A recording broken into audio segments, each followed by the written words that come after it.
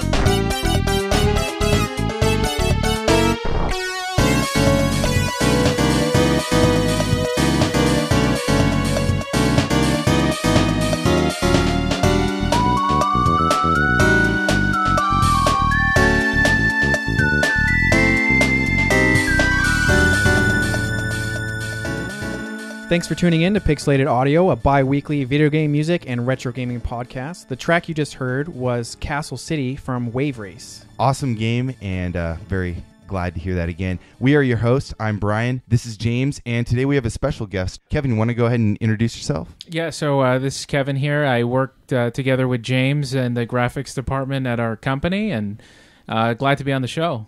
At work, we kind of talk about game stuff, and then when we did the Bob episode, I had mentioned Kevin in the Bob episode because like a week before we decided to do it, Kevin was like, "Oh, I loved Bob as a kid," and I was like, "Wow, it must be fate. Like we have to do Bob." So So we wanted to do an expansion pack, and I asked him if he wanted to be on, and he was like, "Sure." Awesome. So we talked a little bit about how you got into the video games and stuff. But why don't you let us know again so everybody can kind of hear? Because I still don't know the whole story. Sure. So I was into games a lot as a kid, but never as much involved as I was until after I heard this.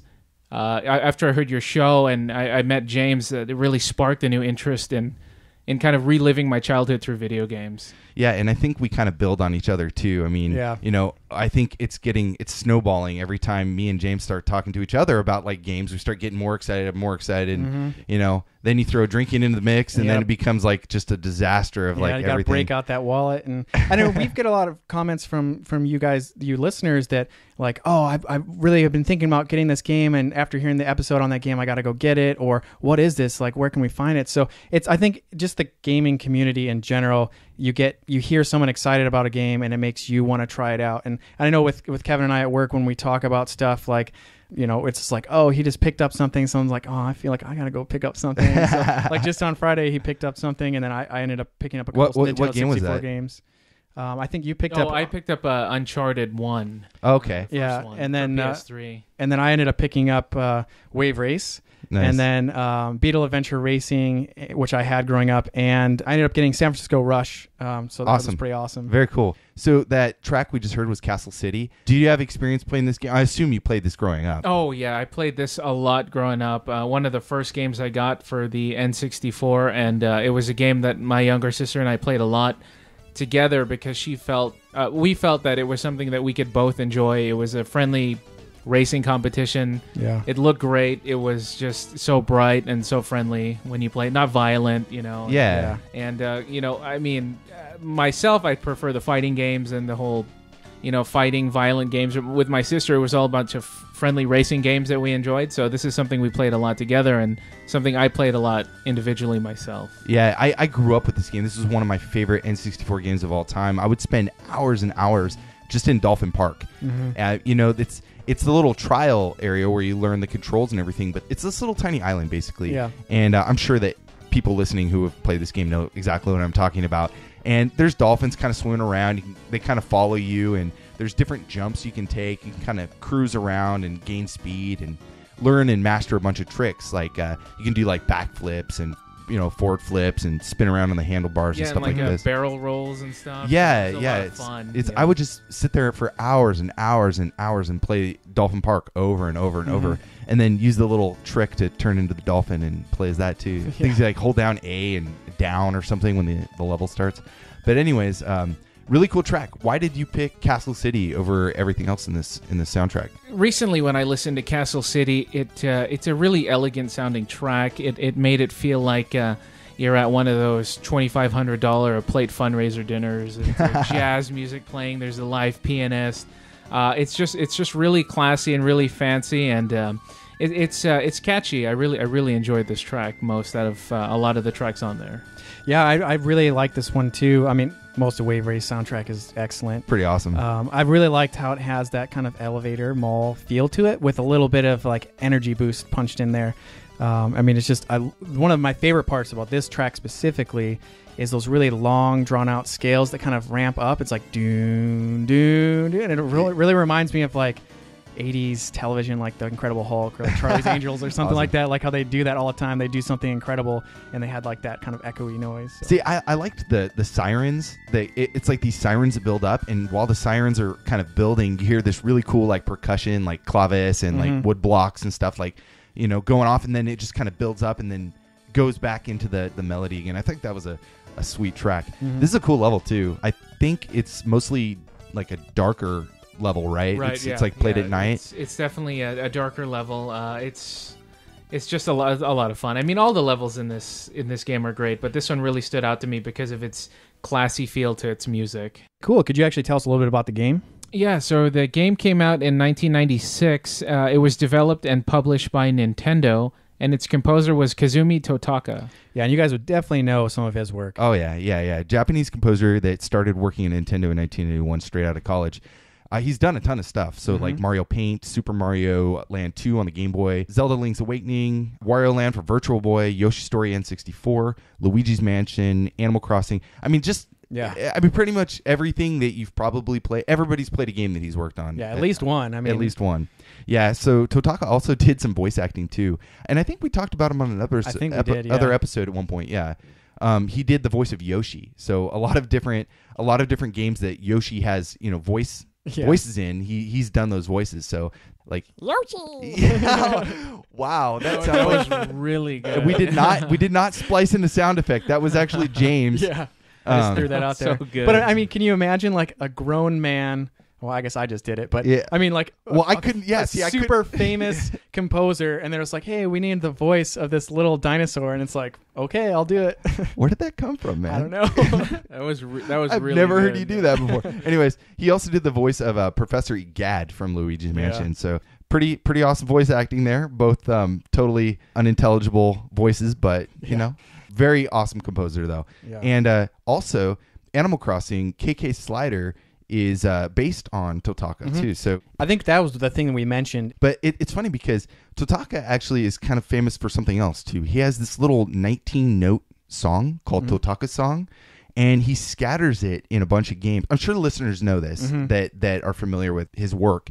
But if you're not familiar, then he's done this little 19-note melody that he throws into games that he's worked on. So all these different titles will randomly have in these very hidden kind of Easter egg like spots the Totaka song. And so do you want to hear some of the tracks? Yeah. So there's a YouTube video I found that has all of them put together. Oh wow. So let me play that real quick. It's pretty rad.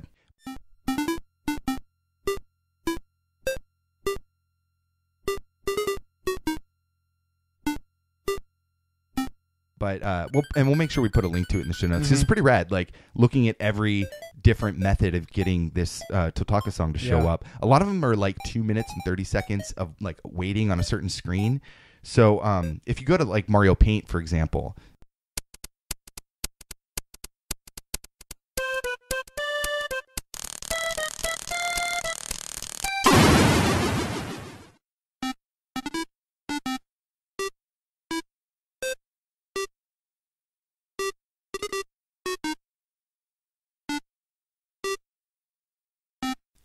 Yeah, and the way you get this is if you click on the O on the title screen, it starts playing this track. So yeah, because remember for that game you have the Nintendo mouse, so you can actually move things around. But right. I knew about that one, but there's some of these other ones I had never heard of. Yeah, also in like Link's Awakening, there is a hut in the animal village. I think it's Richard's Villa, and if you wait 2 minutes and 30 seconds in his villa in the house, it'll start playing the track, and so here that is.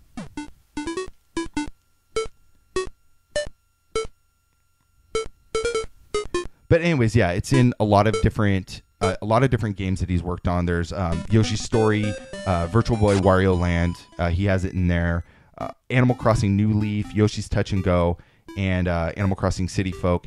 And I think recently the Mario Kart for Wii U. So yeah, it's pretty awesome. It's so cool that they have this little touch that they just add in there, and it's for the most part really difficult to find, or you got to spend a lot of time waiting for it. Yeah, I'm surprised. Really weird spots. I'm surprised how somebody found these, and I'm sure it's a lot of people weren't looking for it, and they came across it. And they're like, "Hey, what is this?" And they put it online, and people are like, "Oh, hey, this is a common." I heard that same thing in this other game. Yeah, it's a common thing that's happening with Totaka games. So anyways, so let's move on in the spirit of our expansion packs. James, are you up next? No, you're actually up next. Okay, so my next track is Gradius ReBirth, and this is for the Nintendo Wii, specifically WiiWare, and the track is called Moonspin.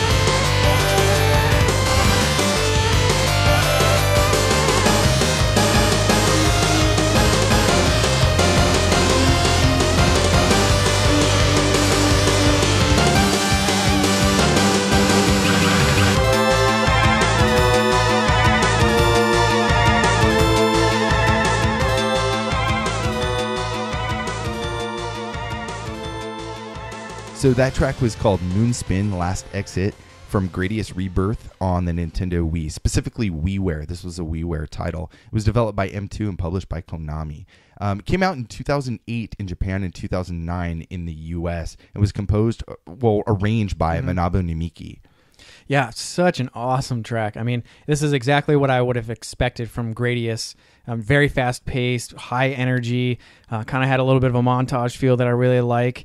But I really like that drum breakdown in the beginning, and then those little chimes, like almost like star sounds to it. Like I really like that a lot to this song. Yeah, cool. I definitely love the energy to that track, and just overall a great listen. I loved it a lot. Yeah, I mean, all Gradius music is pretty hardcore, pretty awesome, and this track is kind of like a remix of the MSX Gradius 2 track by a few different composers. We actually talked about them before. There was Iku Mizutani, Kazuhiko Uehara, and Motoaki Furukawa, and we talked about them on the Nightmare episode. But I'm not exactly sure which one of them originally composed this track. Do you want to hear the MSX version? Yeah. Yeah, let's play that real quick.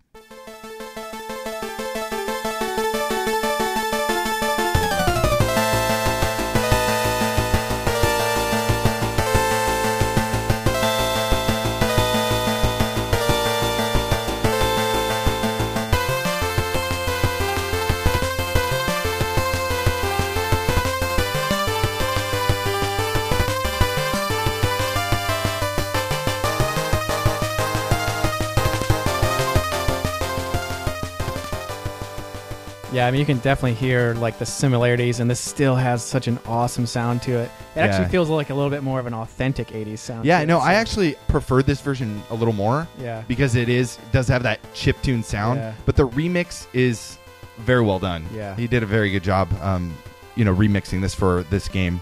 anyways, we won't play the whole thing here, but just to kind of give you a taste.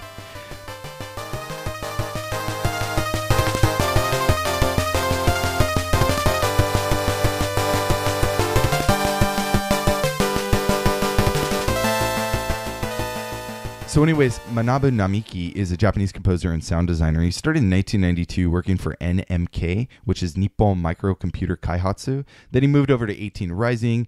And then in December of 2011, he actually worked at Basicscape, a small group sound designers and stuff that were headed by Hitoshi Sakamoto.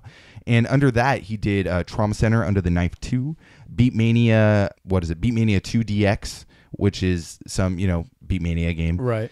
There's a million of them. He did Death Smiles. He also did Namco Museum for DS, Metal Slug 6, Mushihime Sama Futari. Oh, I love that game. Yeah, and Mushihime Sama, and Dodon Pachi Daiojo. So he's done a lot of really cool stuff, a lot of shooters, and this kind of just goes along with those different titles he's worked on. So it works really well. The game itself, did you ever play this? No, I've actually never played this one. Okay, so the game itself, it's actually a pretty fun little WiiWare title. And WiiWare, if you never actually tried any WiiWare games, actually some of those are simply amazing. They're very, very, it was a cool concept that Nintendo did. It was kind of like the start of like the indie download scene for Nintendo, I believe, and where companies could just create these little tiny games and put them out for like $5 to $10 or however much. You could download them from the Wii shop and play them and just have them installed. Yeah. No, we mentioned those before too. In the Punch-Out episode, Nintendo had put out as a Nintendo Club download only for Doc Lewis's Punch-Out, which was a little like Punch-Out mini game that was based on the Wii version. Exactly. So Gradius ReBirth uses the Nemesis titles for the MSX as like its basis. And, there's a power meter and text display. Those have all been like updated and kind of reformed or reimagined. The music also completely redone. So we hear a lot of these kind of classic tracks, and those are all actually in the game as well. You can unlock them or play with the classic music. But all these remix versions are pretty nuts, pretty insane, and well done. Gradius ReBirth itself, if you're not familiar with Gradius, is a 2D side-scrolling shooter. It's just like the previous games. It's not really anything breakthrough or new, and it didn't really get the best reviews. I think it was like, I think Metacritic was like 60 or something out of 100. So it didn't have like the best reviews, but I thought it was a pretty fun little game. It just didn't really bring a whole lot new to the table. Anyways, I think you're up next on the list. Yeah, I'm up. I'm going to play a track called Evergreen Ending from Valis, the Phantasm Soldier 2.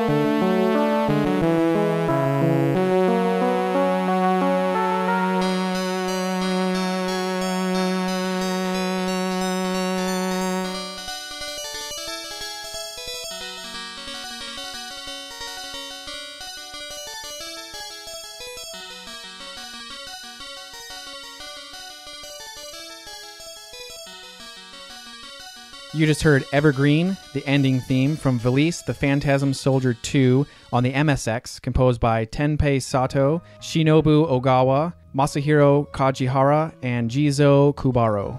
Wow, dude. I think you found the track of the month, man. Yeah, That's so wild. I just had our library on random, and this song came on, and at first I was like, wow, this is really beautiful. It's really cool. It kind of sparked my attention, and then I had no idea what I was in for. I mean, man, it starts out, you hear just the two voices, and you're just like, okay, this is pretty simple. It's a nice little melody. Okay, I gotcha.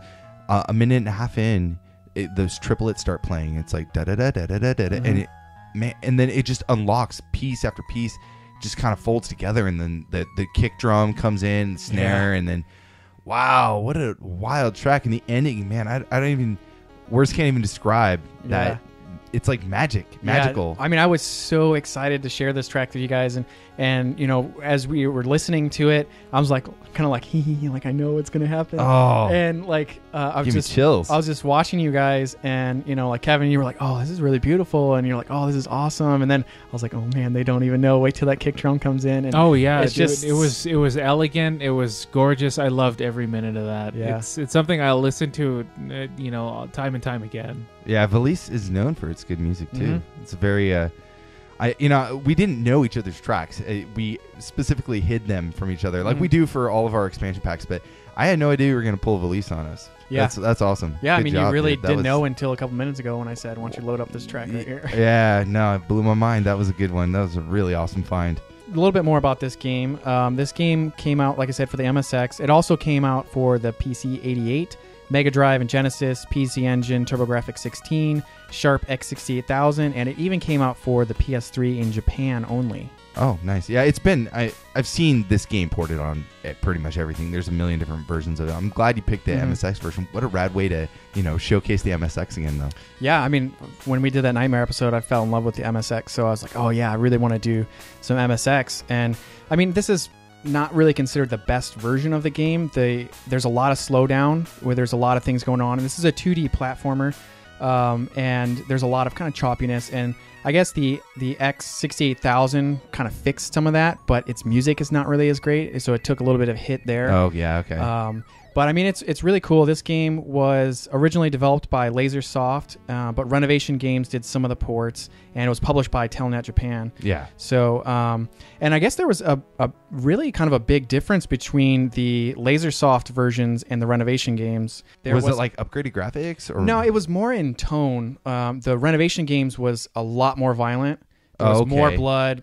They changed some of the characters a little bit. Like, I guess there's this one character that they kind of changed how he was more of like an anti-hero, and then like in the other version he like dies, and there was just a lot of a darker tone, and there was even some nudity in the Renovation Games. And I saw in the Sharp X68000 version that I think there's actually full nudity in the game. Well, now I got to fire this game up for sure. I regret to say, I feel kind of ashamed to admit that I've actually never played a Valis game. I've put them on and kind of dabble with them because I've heard so many things, and it's always on like this back burner list of mine that I need to go through and play some of these, but it's just one thing that I've just never got around to. And the more I hear the music, though, the more I get pumped to play the game. Kevin, did you ever play any of the games? Have you heard about Valis? So I have never heard any of these games or play them before, but I can tell you that I am mesmerized by the music. Yeah. It is amazing. And as someone coming from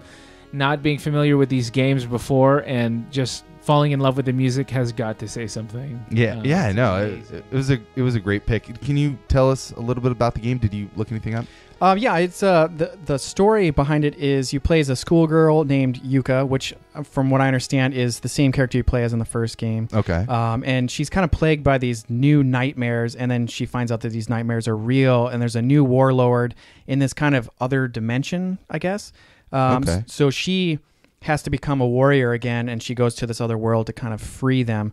And I guess this time it's more personal than the first game. I guess a little bit of spoilers. You find out that she is part of like the royalty, and they sent her to Earth to be like safe or something like that. So It's a pretty rad story, actually. I think I could get it. It's more of like an RPG, like action RPG? Or? No, it's a straight up platformer, but it does Oh, have it some is. RPG elements. So yeah, it's a side scrolling platformer. You're hopping around, but you have like you can fly and you have swords and stuff like that. I'm pretty sure there are some RPG type elements with upgrades and things that you can gain. Right. And there's a lot of dialogue, I guess. Yeah. And that was one of the things that the Sharp X68000 kind of trimmed.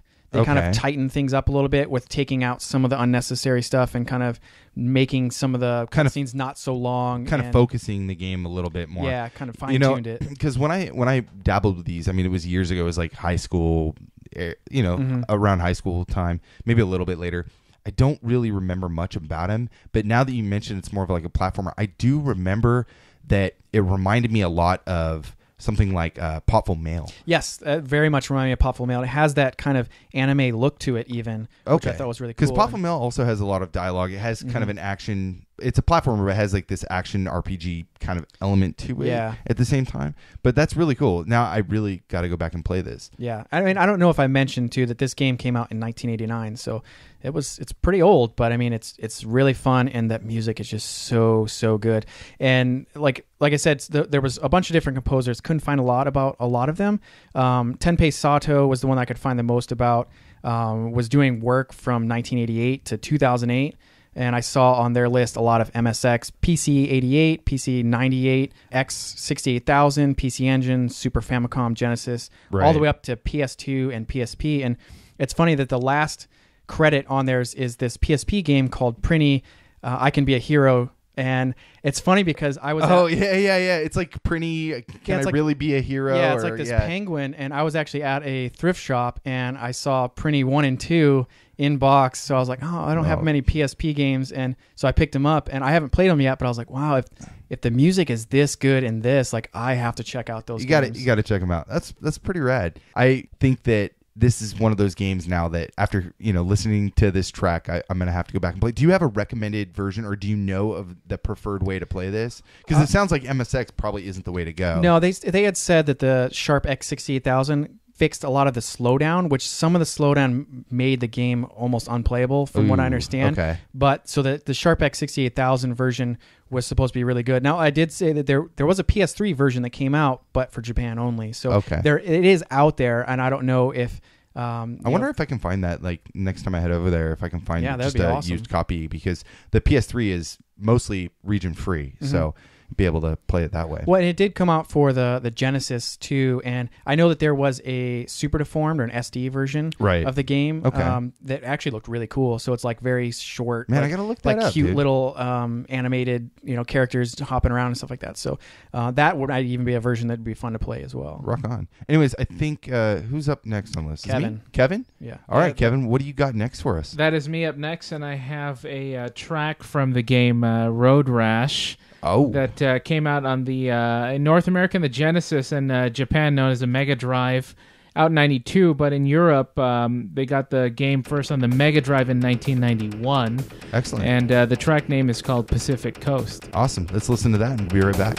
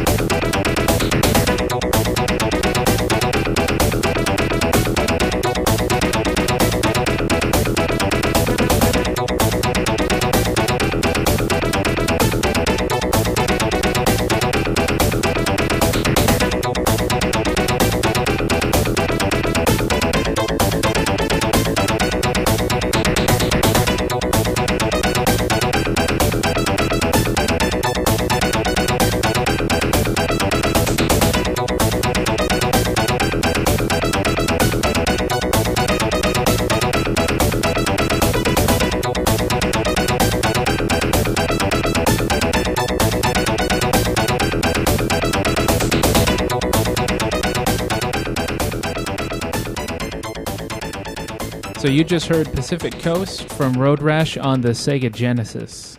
Very cool track. I feel like Yeah. I just drank like 14 Red Bulls and I'm ready to rock. Yeah, I mean, and this track really fits perfectly with this game. Yeah, you know, this track specifically was composed by Rob Hubbard, and it has that feel. It's just really intense. It's not overly complex.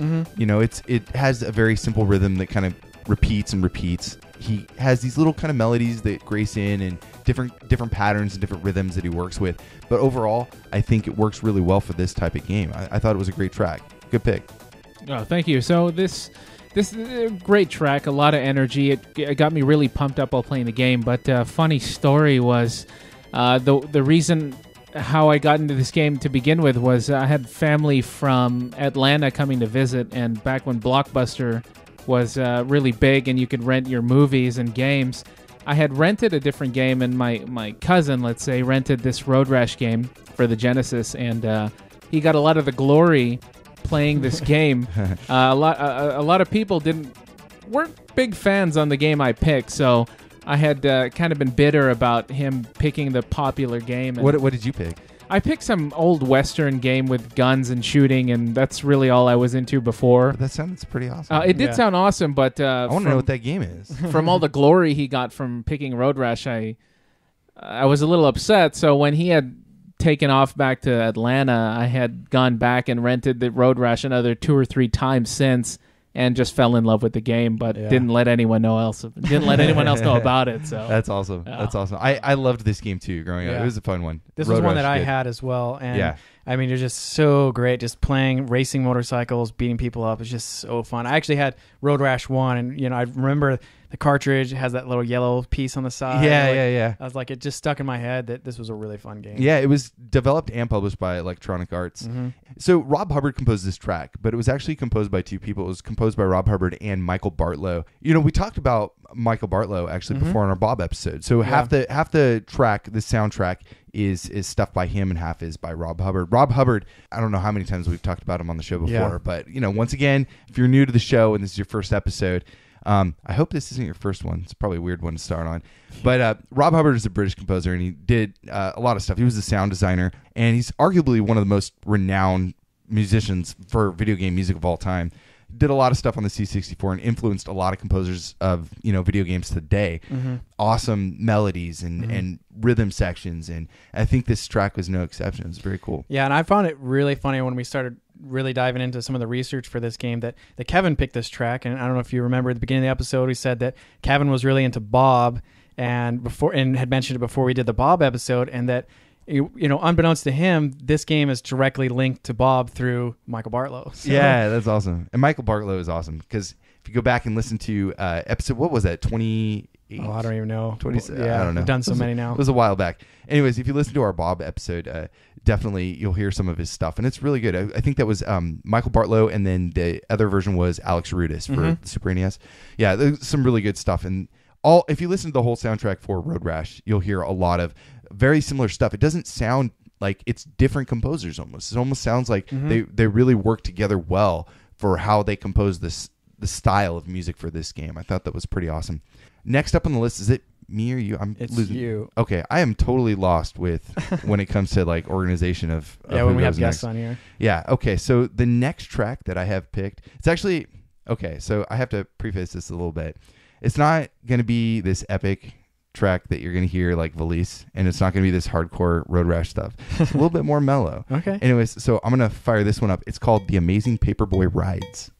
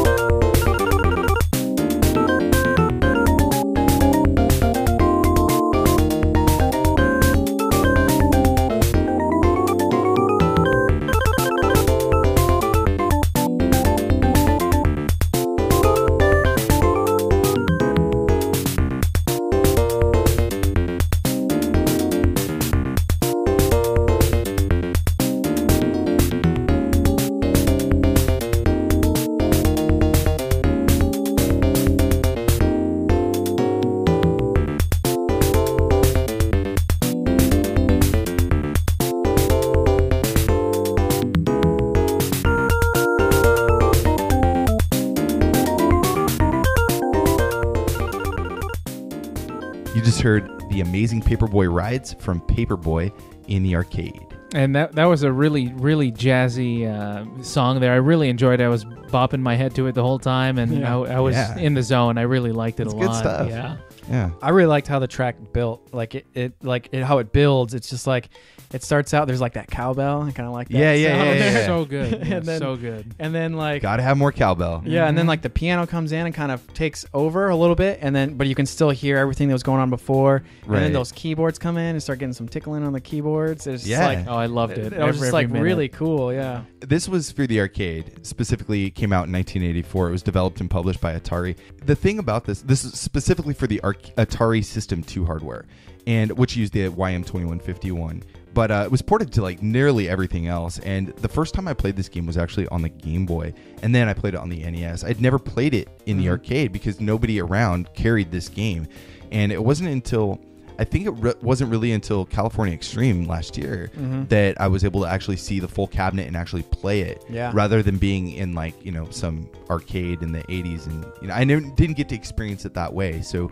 for me, I picked this track because I remember so much about this. It was one of my first Game Boy games, and if you never played Paperboy, it can be a little bit taxing, a little bit frustrating, but when you start up the level, you get to see the houses that are subscribers to the newspaper, and it does the cowbell for each dunk, dunk, dunk, and you get to kind of see it, and then it gets right into the track. And so I thought that was really cool, and I picked this track because pretty much just nostalgia factor, and then also I had never really heard the arcade version. I thought it was a very jazzy, very kind of elevator-y sound. I thought that was pretty rad. good.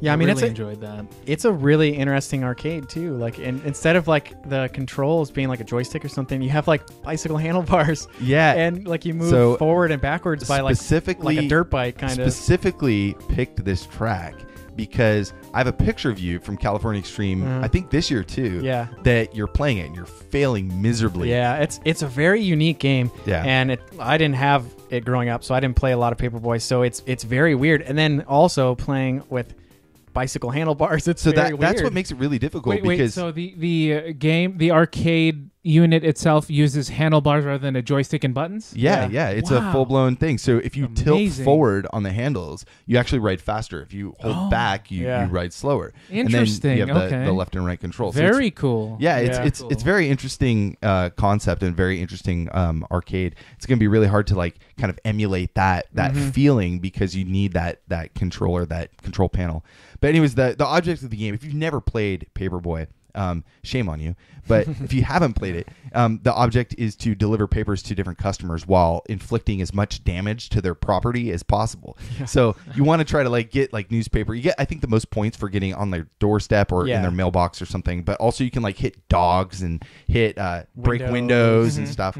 If you miss a house, though, the subscribers will unsubscribe from the newspaper, and you get less and less and less, so you can't get as many points the next time around. I think if you miss too many, it's like game over. But I thought it was a really cool kind of fun track to put in an expansion pack because there's not a lot of music in the game. Yeah, I mean, it's a very interesting type of game. I always loved how the unsubscribers, their houses were so like dark and like gargoyles and like black cars and stuff like that, and it was just very, very odd. And then on the sidewalk, there's all kinds of things in your way. There's like people like breakdancing and stuff, and you got to avoid them. And there's like slick spots. In the 80s, you go on any sidewalk and there's people breakdancing, so it's kind of just lends to the realism of the time, I think. I'm joking. Anyways, no, but there's two people actually listed as responsible for composing this game. So, and I don't know which person actually did which track, right? But the sound design is listed for two people. There's Hal Cannon and Earl Vickers, and both were Atari employees and did a lot of their arcade music. They both also worked on a bunch of different console parts under Atari's Tengen title. So Hal Cannon, he did the music for Marble Madness, Gauntlet 2, Championship Sprint, Tubin, Skull and Crossbones. We played like nearly all of these together at one point in time. But he did a lot of the sound design and sound effects for Atari as well. Earl Vickers, he did Star Wars and Gauntlet for the arcade, Steel Talons, Miss Pac-Man for Genesis and the Sega Master System. He also did RBI Baseball 3, Pit Fighter, Dragon's Revenge for Genesis, and he did Awesome Possum Kicks Dr. Machino's Butt for the Genesis. Have you ever heard of that game? No. No, I haven't either. I read that and I was like, man, did I miss something? I really have never heard of that game. Sounds cool. Yeah, yeah, I guess. They both worked on a few different titles together as well. They both worked on Indiana Jones and the Temple of Doom, 720, Zybots, Roadrunner, and Gauntlet 4. So they're credited for a lot of stuff, and a lot of that early Atari music is really inspirational to, I think, composers nowadays. And I think that what they pulled off really changed the way that a lot of game audio in the West was thought about and was made. So yeah, I mean, a lot of those early systems really did set the pace for what game audio would be like. Right, and they did a really excellent job. So, anyways, I thought it was a fun track to put in. I'm glad you guys liked it. I hope the really good. Yeah. Thanks. Yeah, I mean, I take no responsibility for anything in that game or that soundtrack, but thank you very much for you picked it. Yeah, great pick for sure. Excellent. Great So pick. we're moving on to another Kevin pick. So yeah, next up I'm going to play a track from Desert Strike, Return to the Gulf on the Super Nintendo. The track is called Theme of the Lone Hero.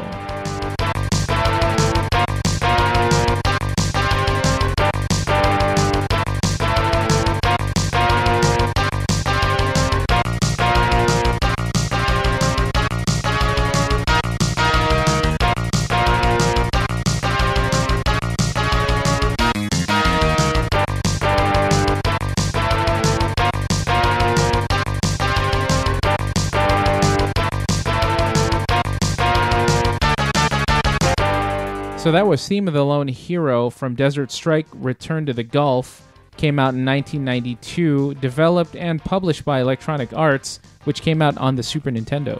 That was a very cool track. Yeah, very fast-paced, very cool. Man, that's another 12-pack of Red Bull. Yeah, right it's there. very Road Rash like. Yeah, no, and I think there's a kind of a trend growing on what you like. So I'm starting to notice we should have done another episode with prior knowledge. Right, yeah, just a lot of high energy, just high-paced music. It really gets you pumped up. It really got me pumped up, again, just re-listening to it now. So when did you play this game when it came out? I didn't necessarily play it when it came out, but I did play it as a child, and I played it a lot. I spent several hours on the Super Nintendo playing this game, and just maybe 5 to 6 years ago, I had discovered how to play it back on my computer through emulation, so I spent another couple hours playing it that way. Right, it's a good way to kind of relive stuff. Good way it really brought me back to my childhood. It's a lot of fun to play. I actually played this game when it came, not when it came out, but later on. It was a rental title for me too, and I thought it was a really fun game. I liked all the Desert Strike and Soviet Strike games that came out. I thought they were all pretty fun. Yeah, I didn't have a Super Nintendo, so I didn't play this one. Yeah, no, I wanted it. I loved my Genesis, but I was definitely jealous of anyone that I knew that had a Super Nintendo. But I mean, I did play a lot of these kind of helicopter shooter type games. So. Yeah. The game. So the reason why I was mentioning the high energy and stuff and the trend is because this game was actually composed by Rob Hubbard again, right? But this time with Brian Schmidt. I'm not sure. Did you find out, James, who actually composed this track? I don't think we had a. No, I didn't know who. Based on my research, I couldn't find out who did this specific "The Lone Hero" track. It does sound like a Rob Hubbard track. It does, but then again, the other composers he'd work with have done a very good job at kind of emulating Rob Hubbard's sound, or not necessarily that, but kind of working together to create a very cohesive soundtrack. So it is kind of hard to tell. If any of you guys listening know who the composer is, I mean, feel free to let us know. We'd be more than happy to fix this and let you know in the show notes. But so Brian Schmidt, you did some research on him, right? Yeah, Brian Schmidt's a pretty cool guy. He did a lot of music for actual pinball machines. So, cool. Like the steel balls, all that stuff. So some of his games are like Hook, GoldenEye, Space Jam, Jurassic Park, Batman. I mean, those are some huge pinball titles. I played Jurassic Park and Hook a lot. The other two in Batman, GoldenEye and stuff, I never played those actual pinball machines, but Hook was a fantastic pinball machine. Yeah, and it's funny. It's funny that you mentioned that because I did play a good amount of pinball games too, including Hook, Space Jam, and Jurassic Park. and I wouldn't have been able to tell that this was the same composer. So it's hard. It's hard when you're a in little an different arcade type too. thing. Yeah. But yeah, I mean, he did a ton of pinball stuff. I mean, for Williams, Data East, Sega, that was his main group of pinball machines. But he did a lot of games too. Some of the games were like Narc, Okay. Crew Ball, the Motley Oh, Crue video no. game. Oh no. You got Zoop, and then a bunch of Madden, NBA, and NHL games in the 90s. So they all kind of have that kind of high energy, fast paced sound. Right. So That sports kind of.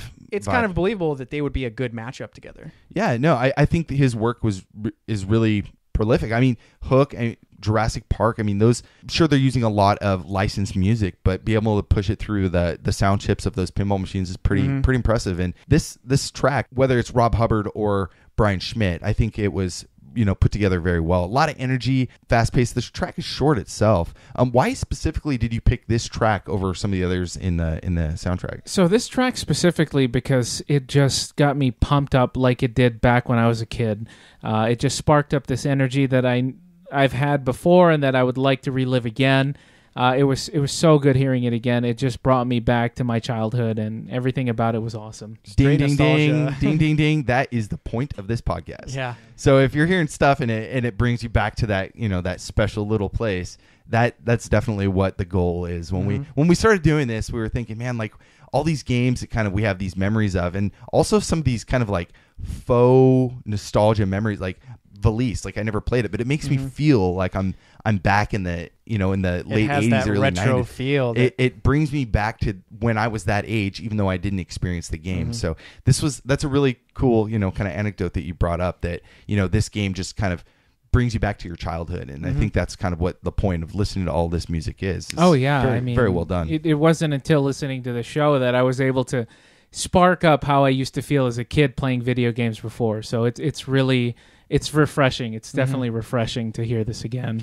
Well, and I think one of the things that you touched on in the beginning of the episode was that you have a greater appreciation for games now, and I feel like for me, that's one of the big things for me in this type of a venture for the podcast is that I've always loved games, but now as an adult, I can look at games I've never played in a different light. Like I may as a kid have been like, I don't know, this game's kind of dumb, I'm not going to play it. But now as an adult, I can say, oh, you know what, I really want to give this one a shot, and then I can really be blown away by the visuals and the graphics and the music and all that stuff like that. And it's just really cool. So it kind of creates this, like you said, like a faux nostalgia. Like I didn't play it as a kid, but it reminds me of what it was like to be a kid playing games. Right. And then the other thing too is now that we're a little bit older, we can appreciate the subtleties and the challenges and the work that went into this a little bit more, because a long time ago you play a game for fun factor and to get into it and to kind of lose yourself, like getting into a book or something along those lines.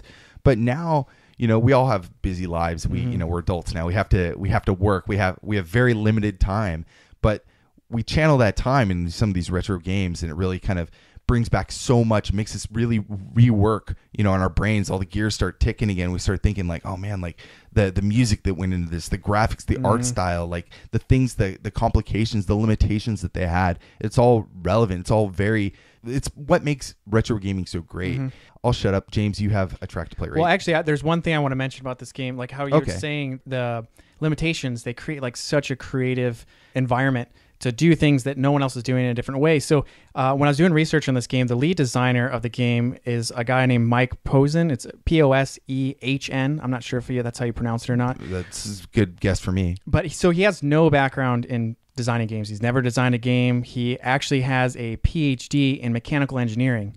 And he was very inspired by games like Choplifter, and he wanted to make a non-linear game that had clean and smooth animation. So he actually developed this whole new this camera system that really mimicked the momentum of actual helicopters. So he took the limitations of this hardware and decided he wanted to engineer something that made it more realistic based in those limitations. And I just thought that was so cool to take a game and then it actually feels more like driving a real helicopter, which was pretty cool. Right. And this game reminds me a lot of Red Zone for the Sega Genesis. And that was a big breakthrough at the time. And I think this actually did a better job. This game did a lot better job of, creating that 3D, move anywhere perspective of flying a helicopter than Red Zone did. Red Zone had fantastic music. Listen to episode 4 all about Xerinx. Yeah. But, this game actually kind of toned everything, like really focused everything and made it very cohesive. I thought Well, and it turned out really well for them because this was actually, at the time, Electronic Arts' highest selling game ever. I believe it. So it was a huge commercial success, and it turned out really well for them. And it was like a fun game. And like you said, Kevin, you just could not stop playing it. So yeah, just a lot of fun. I up to now, I mean, I'm even thinking about going home now and just playing it again. It's so much fun. So it's between that or Valis now. yeah, right, man. All right, James, I think you're up next, right? Oh yeah. So this is gonna be my final track. It's Excellent. a track from an arcade game called Espgaluda 2, and the track is called Deserted.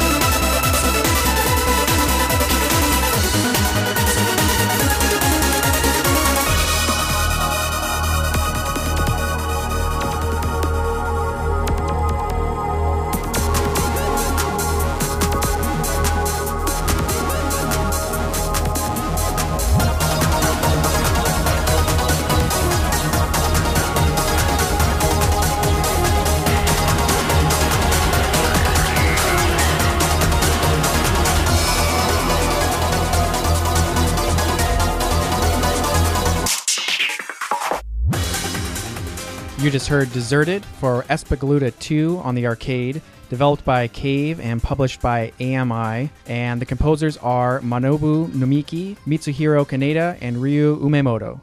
Wow, that's a great track. I mean, all the series of the Espgaluda, Raid or ESP Raid, and the second one, they're all amazing soundtracks. They have this really kind of space, kind of rave feel to them, and this track is no exception. It's just really like high intensity because it's a maniac shooter. Yeah, but at the same time, it has this grace to it. I don't know. I guess it's really kind of centrals yourself. I don't know how to explain it. There's a delicateness to the whole there's a track. delicacy, yeah. I mean, I picked this because I figured Kevin would like it. I know that Kevin was very into our Ghost in the Shell episode, which was very techno, kind of trancey, right? Very kind of dance sounding. So I thought he would really like this. So I think you especially would really like a lot of the music to these maniac shooters, especially by Cave. Oh yeah, it was an amazing track, and any trance techno, I am all about it. It's so good. Awesome, so good. Yeah, no, there's those lead ups to me that everything would cut out and then it would just fire back up into this high energy, and I just thought that was just out of this world. It just feels so good. These Cave games. I mean, we've talked. I don't know how many times we're like, oh, we're going to do a Cave game next. We're going to do a Cave game next, and we keep pushing them back and stuff. But we have so many that we want to do because it's kind of hard to pick one to start with. Yeah, well, I mean, me and you are huge Cave fans, and so it's just hard to find that first one to start with. But I'm glad that you threw it into the expansion pack because it's about time we have a Cave game show up. So I mean, these maniac shooters are just They are insane, and a lot of the music, the thing that I really like about them is, how do you make music that's just as intense as what you're seeing on the screen and not feel so chaotic? Because, you have bullets going everywhere, and then you got music going everywhere and sound effects, and the precision with some of these tracks is just so crazy. And that's one thing I really love about Japanese music is the precision. It's so precise. It's like there's nothing is just off a little bit. Everything is perfect. Everything has its place. Everything has its time. It's like this recipe of formulated and mathematical kind of equations all put into a musical score. Yeah, and there's still so much character to the songs too. Right. And the thing about this too is it's really hard to, in an arcade, in a Japanese arcade, I used to go to them all the time. It was great, and they were still relevant. They were still really popular and still really around in 2000. Going into an arcade, it's very, very hard to make out certain music when you have a ton of people playing. But these arcades are 24 hours running, so you could go in at 3 a.m. after having a party or whatever you're doing, and you could get into it. And there might not be many people in the arcade, but you get this really rich sound. So a lot of the cave games and the games that I played, like the fighters and stuff that I played in the arcades over there, I could really hear the arcade music in that environment, but it's really hard in other settings. So singling it out and putting it by itself and not hearing all the background noise makes this song just really makes it distinguished. I think it really brings out all the character. You can hear every little subtlety to it. It's very good. Yeah, and this game actually came out for other systems as well. So there was other ways to play the game where you could get a little bit more of a one-on-one experience with the game. I'd said AMI developed or published the arcade version. Well, Right. Cave actually published all the worldwide stuff. So it came out for mobile phones, Xbox 360. I knew it came out on the 360. Yeah. Yeah, and also Android and iOS. So Okay. I I didn't know that. I wonder how it would work. Something this fast paced with a touch screen might be kind of hard. Cool. Yeah, these composers there's 3 composers, like I mentioned, for this game. They all have a lot of amazing stuff. We actually talked about Namiki. Right. So you and I even had some overlap. Yeah, that was my first track. Yeah, with the Gradius ReBirth. Same thing with That's why you were giving me that look, because you were like, when I started talking about this composer, you started looking at me like, okay. Because you didn't know my tracks. Yeah, so it's funny that we had I was going to play it as my first track, but then I decided I'm going to hold off till the end. So, it kind of sparked my ear when you were saying things like Death Smiles and stuff. So, but Kaneda has arranged tracks for games like Hyper Street Fighter 2 and Pink Sweets, which is a really fun game. That's awesome. We played that together quite a few times. And then it composed tracks for Tekken 6 and Tekken Blood Vengeance, Tactics Ogre, Ume no Wa, and Crimson Shroud, which so he's still working today. Yeah, he's still doing stuff because Crimson Shroud was pretty recent. It's 2014, I think. I think I have it on the 3DS. Right. And then Umemoto? Yeah, so Umemoto had done a couple Mobile Suit Gundam games, and then Ketsui, is that how you say that? Ketsui, Yeah. which is another really awesome arcade game that we've played before, and then Mushihime-sama, which is a game that I really, really enjoy. Oh, yeah, that was that's one of our go-to cave titles. Yeah, it was just one of the first ones I really got into, and it just kind of blew me away. So, the music is just so good for a lot of these cave games. We could talk about cave stuff all day long. We're going to have to do one soon. Oh, it's kind of inevitable, right? It's just going to happen. Just when. So, and it goes. So, have you played any cave games? I have not, but just because of that track, I think I might look into it. That was really good. Well, do you like Maniac shooters? I do like Maniac shooters, and I played a bunch, but not as of late. And I think I'm going to get back into it because it's a lot of fun, and I'd like to get back into that. The intensity, you start sweating and start getting that kind of feeling. I think that's what I like. It's exhilarating, and it feels really all the good. cave stuff, all the Toho stuff. It's just squeezing through all those bullets on the screen. It just makes you feel like a champ. You're like, whoa, how did I do? I don't even know how I did really that. Does, yeah. Anyways, I think it's time we wrap up the show. We have one last track to play. But first of all, let's cover some bases. We are Pixelated Audio, and you can find us online at pixelatedaudio.com. We're also on Instagram, Facebook, and Twitter at Pixelated Audio. And, leaving some comments and stuff and some feedback on our shows really helps us kind of keep putting out new stuff and new content, and we'd love to hear feedback from you guys. Yeah, and we also wanted to plug something a little bit special to us. Every year for probably about the last 4 or 5 years, we've been doing a charity called Extra Life, which is a video game marathon for Children's Hospital. Brian got me into it when I first met him, and then now I've gotten Kevin into it. So we wanted to plug this. The event is coming up towards the end of the year in November, And we have a team called Pixelated Audio. And Kevin, you have a team. What's your team's Yeah, name? so a close childhood friend of mine and I have developed a team called Daru, and I'll spell it's a DAHROO. And we're very excited to do our first year of Extra Life and hoping that this will continue year and year after that. Yeah, it's something that we've been doing for a while, and we always look forward to it. And we always try to raise a lot of money. I think last year we had a few thousand that we got for it. And it's really something special to us because all the money it gets us all together, once a year. It's a one-time thing. We all get together and play games, all of our friends, childhood friends and stuff. The other thing is that everything that we're doing is directly going to Children's Hospital. So it's really important to us. I donate to myself and we also get friends and family. So if you guys listening like our show, we never want to ask for donations because that's not what we're doing this for. But if you guys want to help out Extra Life, we'd really appreciate some extra support for there and the children too. And if you guys want to join our team, that's always something that we're looking to get more team members. Maybe you can come locally if you live around here in the Bay Area. Or if you're, somewhere further away, you guys can join us, remotely. We can raise some money together for the kids. But also, I think this year we're going to stream live on Twitch. And we're also planning on doing a special live episode of Pixelated Audio. Yeah, it should be fun. I recorded as we're playing and then put out after. But It's going to be really fun. We have some pretty cool ideas for that. So excellent. So what do we have last up on the list today, Kevin? So the last track we have up is from a game, Bloodrayne, back on the PlayStation 2. Came out back in 2002. The track name is Argentina 3. And this is a game that I have played a lot with a buddy of mine who we're actually doing the Extra Life event with. So I have a lot of experience with the game, had a lot of fun with the game, spent many hours playing this, and it was very, very enjoyable to play.